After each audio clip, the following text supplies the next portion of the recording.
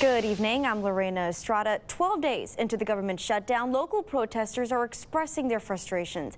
They held signs and played music at the Great Smoky Mountains National Park, which remains closed. Local 8 News reporter Hillary Magash has their story. Well, it's estimated that in the first 10 days of the shutdown, the area lost more than $33 million in visitor spending. Well, tracking crime in your neighborhood, a jury finds a Tennessee man guilty in the murders of a Johnson City couple over Facebook. Well, after more than 20 years, police in New York finally crack a murder mystery.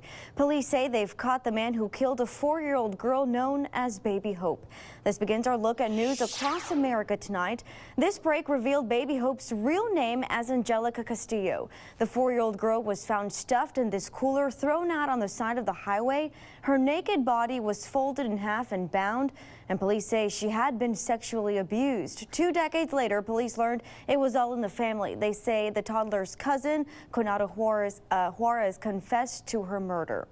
Parents and schools are on alert in South Texas after a group of middle schoolers were caught with bits of paper laced with meth.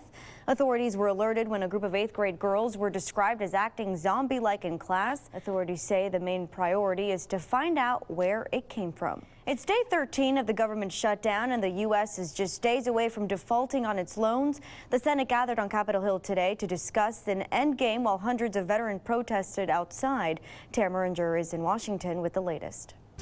It was just supposed to be a fun evening out on a boat, but it quickly turned into tragedy. Good evening, I'm Lorena Estrada. It was a couple who'd known each other since childhood. They were about to get married, but a boating accident killed the bride-to-be, the driver now facing criminal charges. Christina Muchler has the latest details in tonight's top story. Interstate 640 is back open after a wreck that killed one young man early this morning. It happened at the exit ramp on I-640 near North Broadway just after 3:30 a.m. All westbound lanes and 3 different exits were shut down for some time. Police say Timothy Porcella of Knoxville died after he was thrown from his car. The impact caused the semi-truck to turn over on its side. The truck's driver, Sean Bardell of Alabama, is recovering at UT Medical Center. His passenger, Jacob Padgett of Georgia, wasn't hurt. The North Broadway exit was shut down all day as crews worked to pull out the truck. Here's a look at it now, and as you can see, everything is now clear. Police do think alcohol was a factor in the crash, and they're still investigating. We will put the latest details on our website on local8now.com. Well, turning to your weather now, could we finally have a clear weekend day to enjoy the sunshine and warm weather? Meteorologist Mike Simon joins us in the Local 8 Weather Center. Hey, Mike. Well, it's a state of emergency in Catawba County, North Carolina, after 8 inches of rain caused massive flash flooding. Waters closed 52 roads just within the county lines. So far, first responders went on to 10 swift water rescues today alone.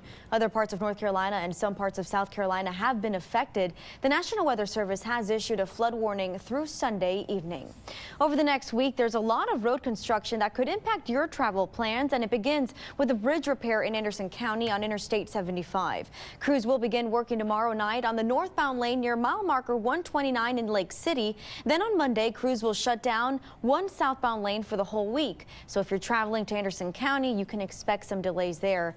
And watch out for construction if you're traveling to the Great Smoky Mountains on Monday. Park officials are closing the Gatlinburg bypass starting at 10 o'clock Monday night.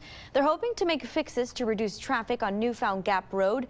Everything should be back to normal by 1 a.m. the next morning. A Memphis man faces charges after threatening the life of President Barack Obama.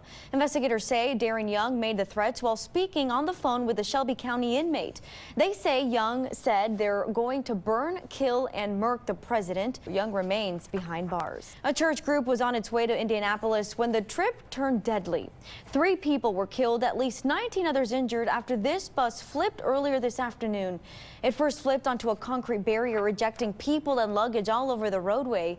About 40 people were on board. 2 people had to be flown to the hospital. Police in South Florida are investigating a shooting that left 7 people dead, including the gunman. SWAT units were called to a South Florida apartment complex Friday night after police found 2 people dead. It didn't take long to find 4 more bodies.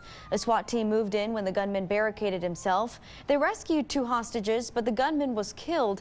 A victim's daughter said the shots were unmistakable. I heard about 15 to 20 shots, and so I went outside and my neighbors were screaming that my parents had been shot. Well, police are trying to determine the motive and say it will be until Sunday before they release any of the names of those involved. 60 years ago today, the Korean War, which many call the Forgotten War, came to an end. There were remembrances all over the country today. President Obama and other vets laid wreaths to remember the day. Other vets made the trip to South Korea. At least 2.5 million people from all sides died during that conflict. We have new information tonight on the deadly train crash in Spain. Spanish officials say the driver of that train now faces charges of reckless homicide. You're looking at the devastating scene here of the wreckage from the crash that killed at least 78 people and sent more than 100 people to the hospital. A judge has until Sunday evening to decide on any formal charges. The driver is now being held at police headquarters after being discharged from the hospital. In Egypt, the violence continues as people both for and against deposed President Mohamed Morsi fight each other.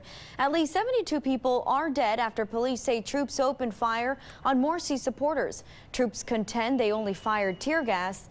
The clashes lasted about 4 hours. 7 decades, that's how long one Knoxville couple's been together.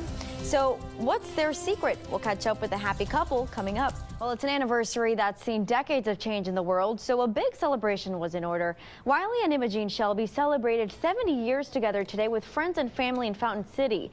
County leaders found it so unique that Knox County presented them with a special recognition for their decades of marriage.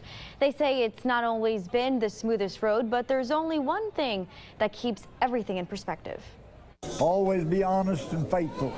Of course, I'm not saying we haven't had a few arguments and so forth to go along. I believe everyone does. But, the best thing about it, God said, let not the wrath go down, the sun go down on your wrath. So therefore, you can always straighten things up before you go to sleep.